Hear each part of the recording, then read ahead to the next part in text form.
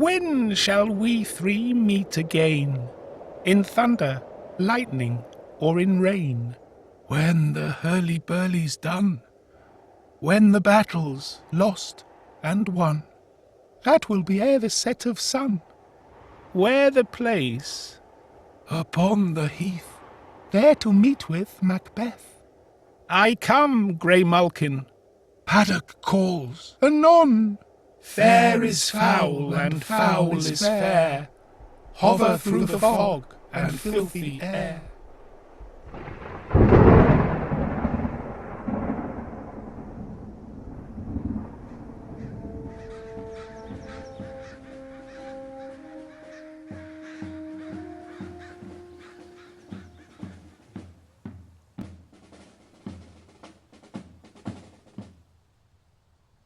What bloody man is that?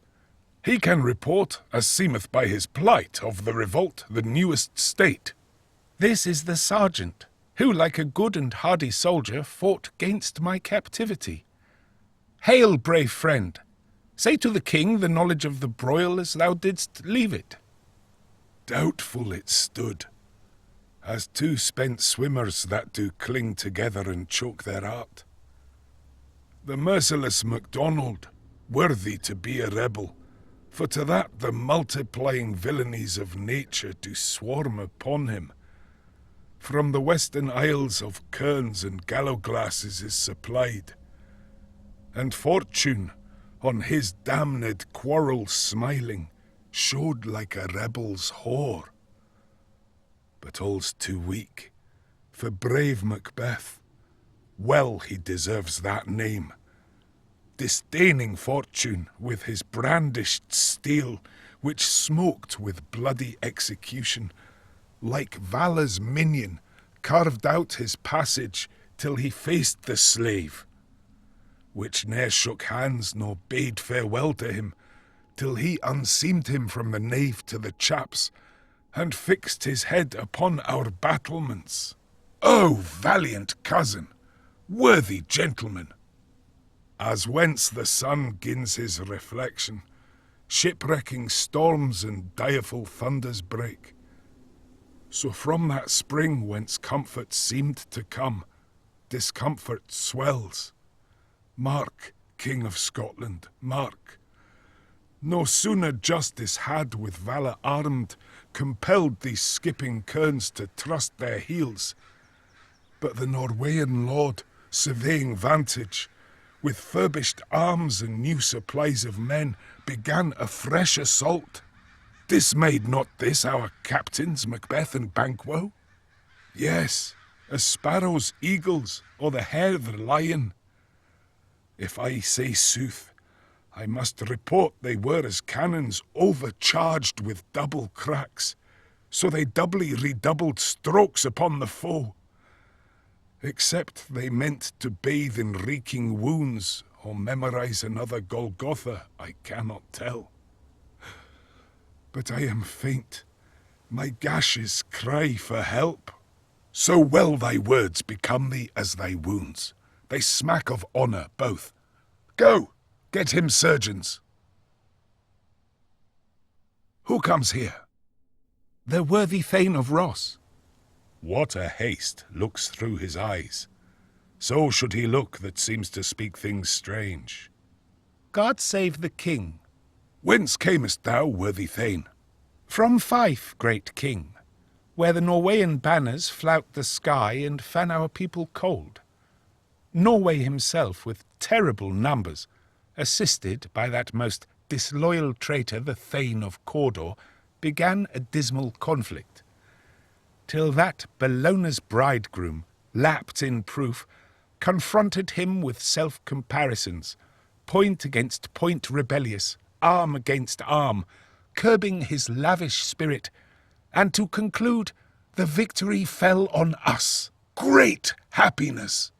That now Sweno, the Norway's king, craves composition. Nor would we deign him burial of his men till he disbursed at St. Colm's Inch $10,000 to our general use. No more that Thane of Cawdor shall deceive our bosom interest. Go, pronounce his present death, and with his former title greet Macbeth. I'll see it done. What he hath lost, noble Macbeth hath won.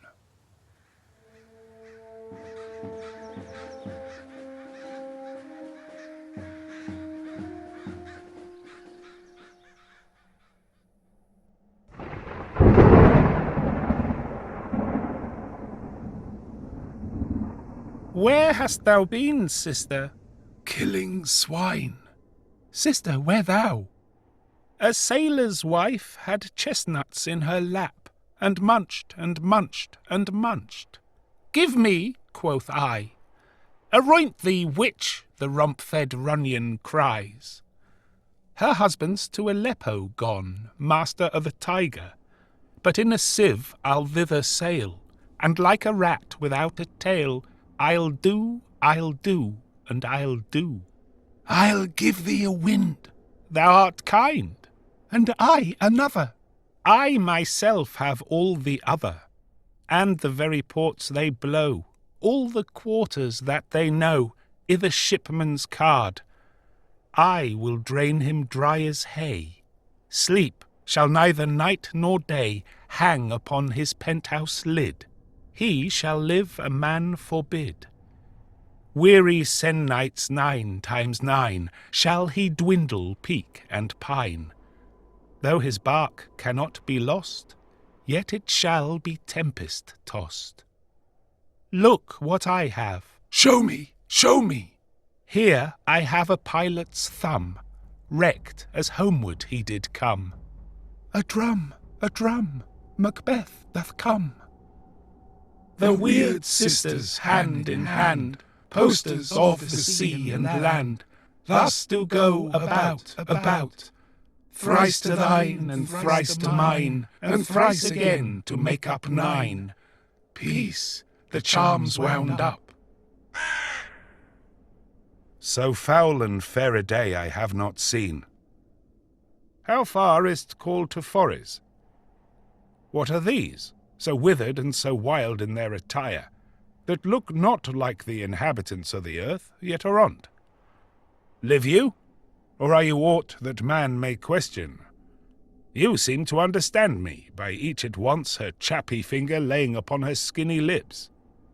You should be women, and yet your beards forbid me to interpret that you are so. Speak, if you can. What are you? All hail, Macbeth! Hail to thee, Thane of Glamis! All hail, Macbeth! Hail to thee, Thane of Cawdor! All hail, Macbeth! Thou shalt be king hereafter.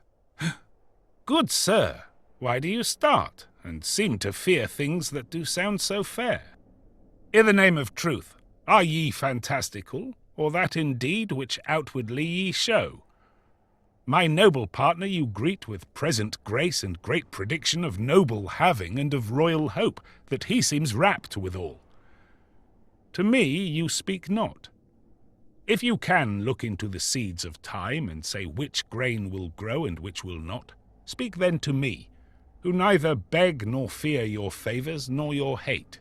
Hail! Hail! Hail! Lesser than Macbeth, and greater. Not so happy, yet much happier. Thou shalt get kings, though thou be none. So all hail Macbeth and Banquo. Banquo and Macbeth, all hail. Stay, you imperfect speakers, tell me more. By Sinel's death I know I am Thane of Glamis, but how of Cawdor? The Thane of Cawdor lives, a prosperous gentleman, and to be king stands not within the prospect of belief, no more than to be Cawdor.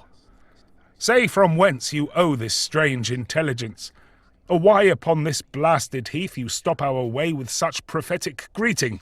Speak, I charge you.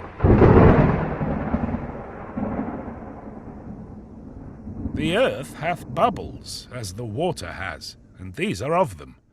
Whither are they vanished?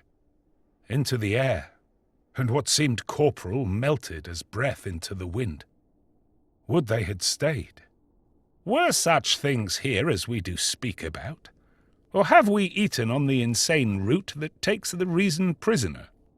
Your children shall be kings, You shall be king, and Thane of Cawdor too, went it not so? To the self-same tune and words. Who's here? The king hath happily received, Macbeth, the news of thy success, and when he reads thy personal venture in the rebels' fight, his wonders and his praises do contend which should be thine or his. Silenced with that, in viewing o'er the rest of the self-same day, he finds thee in the stout Norweyan ranks, nothing afeard of what thyself didst make, strange images of death. As thick as hail came post with post, and every one did bear thy praises in his kingdom's great defence, and poured them down before him. We are sent to give thee from our royal master thanks, only to herald thee into his sight, not pay thee. And for an earnest of a greater honour, he bade me from him call thee Thane of Cawdor, in which addition, hail, most worthy Thane, for it is thine. What? Can the devil speak true? The Thane of Cawdor lives. Why do you dress me in borrowed robes? Who was the Thane lives yet, but under heavy judgment bears that life which he deserves to lose. Whether he was combined with those of Norway, or did line the rebel with hidden help and vantage, or that with both he laboured in his country's wreck, I know not. But treason's capital, confessed and proved, have overthrown him. Glamis, and Thane of Cawdor. The greatest is behind. Thanks for your pains. Do you not hope your children shall be kings, when those that gave the Thane of Cawdor to me promised no less to them? That trusted home might yet enkindle you unto the crown, besides the Thane of Cawdor. But 'tis strange, and oftentimes, to win us to our harm, the instruments of darkness tell us truths, win us with honest trifles, to betray us in deepest consequence. Cousins, a word, I pray you. Two truths are told, as happy prologues to the swelling act of the imperial theme. I thank you, gentlemen. This supernatural soliciting cannot be ill, cannot be good. If ill, why hath it given me earnest of success commencing in a truth? I am Thane of Cawdor. If good, why do I yield to that suggestion whose horrid image doth unfix my hair, and make my seated heart knock at my ribs against the use of nature? Present fears are less than horrible imaginings. My thought, whose murder yet is but fantastical, shakes so my single state of man, that function is smothered in surmise, and nothing is but what is not. Look how our partner's rapt. If chance will have me king, why chance may crown me without my stir. New horrors come upon him like our strange garments, cleave not to their mould, but with the aid of use. Come what come may, time and the hour runs through the roughest day. Worthy Macbeth, we stay upon your leisure. Give me your favour. My dull brain was wrought with things forgotten. Kind gentlemen, your pains are registered where every day I turn the leaf to read them. Let us toward the king. Think upon what hath chanced, and at more time the interim having weighed it, let us speak our free hearts each to other. Very gladly. Till then, enough. Come, friends.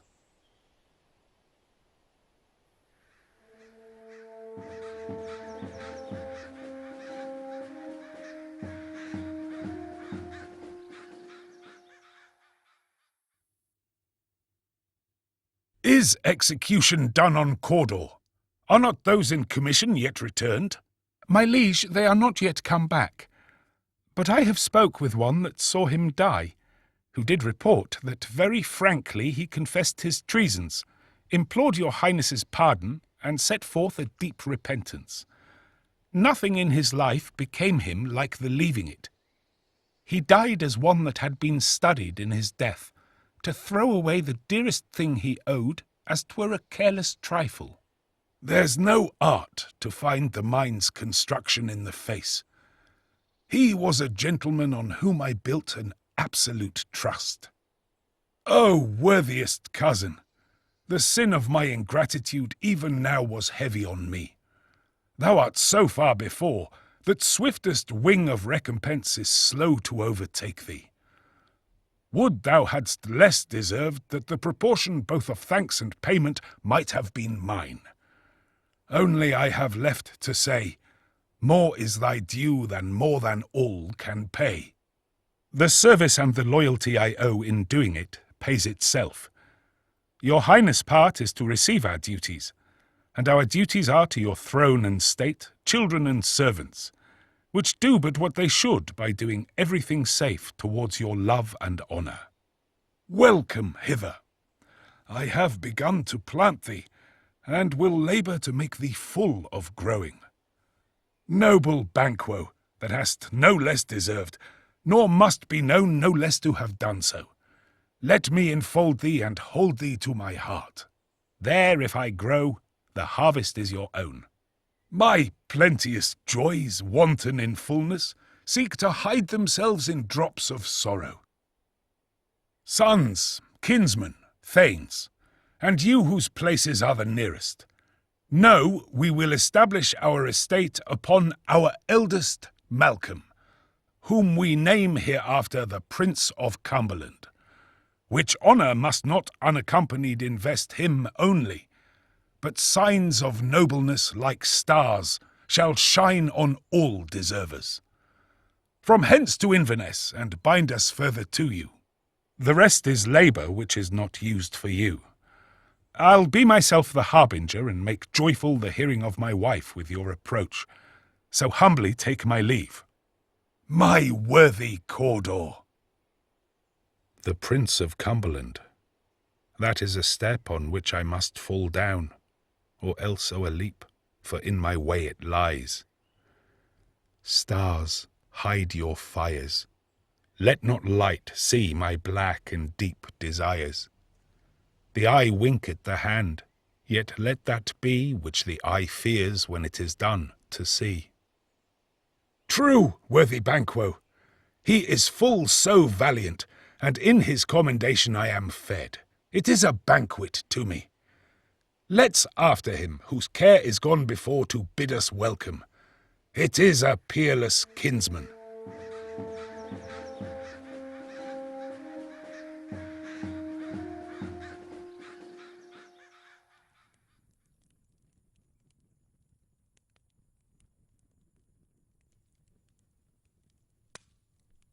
They met me in the day of success, and I have learned by the perfectest report they have more in them than mortal knowledge. When I burned in desire to question them further, they made themselves air into which they vanished. Whilst I stood wrapped in the wonder of it, came missives from the king, who all hailed me Thane of Cawdor, by which title before these weird sisters saluted me, and referred me to the coming on of time with Hail, King that shalt be. This have I thought good to deliver thee, my dearest partner of greatness, that thou mightst not lose the dues of rejoicing by being ignorant of what greatness is promised thee. Lay it to thy heart, and farewell. Glamis thou art, and Cawdor, and shalt be what thou art promised. Yet do I fear thy nature. It is too full of the milk of human kindness to catch the nearest way. Thou wouldst be great, art not without ambition, but without the illness should attend it. What thou wouldst highly, that wouldst thou holily, wouldst not play false, and yet wouldst wrongly win.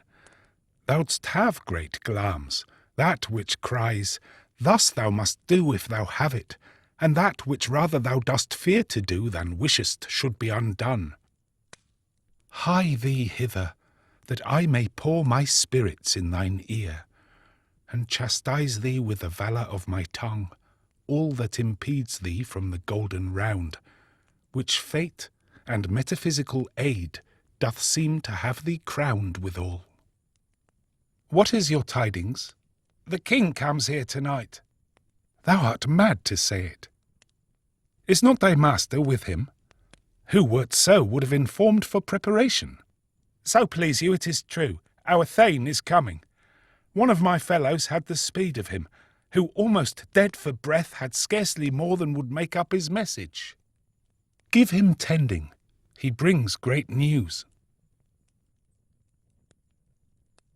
The raven himself is hoarse that croaks the fatal entrance of Duncan under my battlements.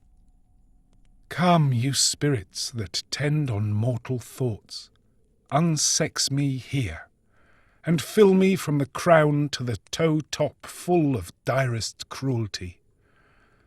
Make thick my blood, stop up the access and passage to remorse, that no compunctious visitings of nature shake my fell purpose, nor keep peace between the effect and it.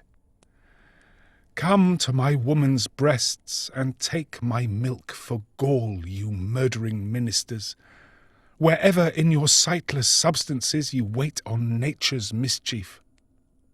Come, thick night, and pull thee in the dunnest smoke of hell, that my keen knife see not the wound it makes, nor heaven peep through the blanket of the dark to cry, Hold, hold.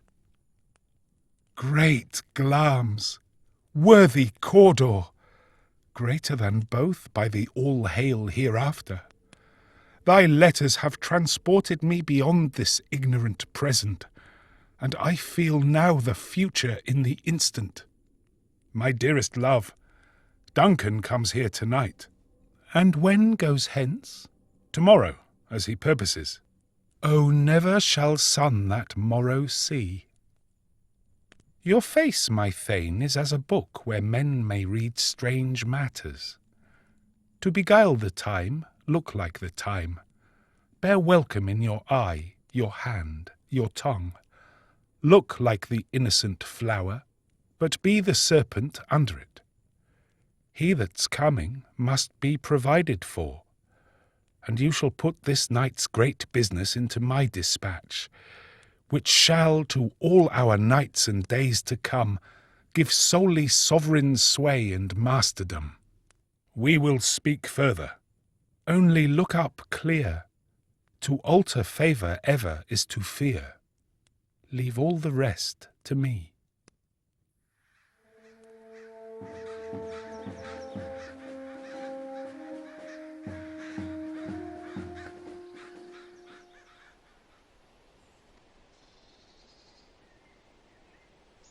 This castle hath a pleasant seat. The air nimbly and sweetly recommends itself unto our gentle senses. This guest of summer, the temple-haunting martlet, does approve by his loved mansionry that the heaven's breath smells wooingly here. No jutty, frieze, buttress, nor coign of vantage, but this bird hath made his pendant bed and procreant cradle. Where they most breed and haunt, I have observed the air is delicate. See, our honoured hostess. The love that follows us sometime is our trouble, which still we thank as love. Herein I teach you how you shall bid God ild us for your pains and thank us for your trouble. All our service, in every point twice done and then done double, were poor and single business to contend against those honours deep and broad wherewith your majesty loads our house. For those of old and the late dignities heaped up to them, we rest your hermits. Where's the Thane of Cawdor? We coursed him at the heels and had a purpose to be his purveyor. But he rides well, and his great love, sharp as his spur, hath holp him to his home before us.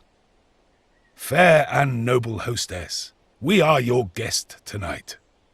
Your servants ever have theirs, themselves, and what is theirs in compt, to make their audit at your highness's pleasure, still to return your own. Give me your hand. Conduct me to mine host. We love him highly, and shall continue our graces towards him.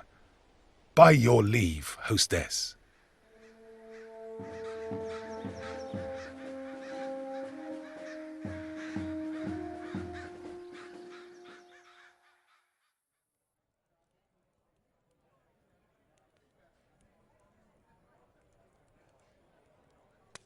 If it were done when 'tis done, then 'twere well it were done quickly. If the assassination could trammel up the consequence, and catch with his surcease success, that but this blow might be the be-all and the end-all here. But here, upon this bank and shoal of time, we'd jump the life to come. But in these cases we still have judgment here, that we but teach bloody instructions, which being taught return to plague the inventor. This even-handed justice commends the ingredients of our poisoned chalice to our own lips. He's here in double trust. First, as I am his kinsman and his subject, strong both against the deed. Then as his host, who should against his murderer shut the door, not bear the knife myself.